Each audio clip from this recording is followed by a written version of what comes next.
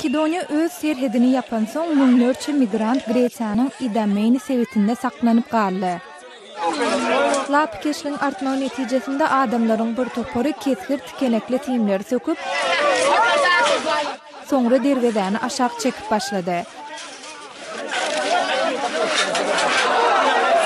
Emma derwede aşağı çekilip açylan mahaly Makedoniýanyň polisiýasy olary göz ýaşartyjy gazy bilen gaýtawl berdi.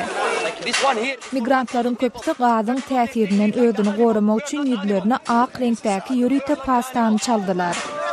We're coming from the war to another war. There is a lot of children. There's a lot of children. Yes, thank you for Greek people. They help us. They help us. Just it's not enough. We don't want to stay here. There is no human rights in this area. We asking the government in Europe to come to take all the refugees to Europe. Makedoniyalılar derwezäni gaýtadan bejerip dikeltdiler. Makedoniya öz serhetlerine günne dine 580 migrantyň girmäne ruhsat berjekdigini aýtdy. Bu hem Greçiýa Makedoniya serhedinde migrantlaryň üşmegine sebäp boldy.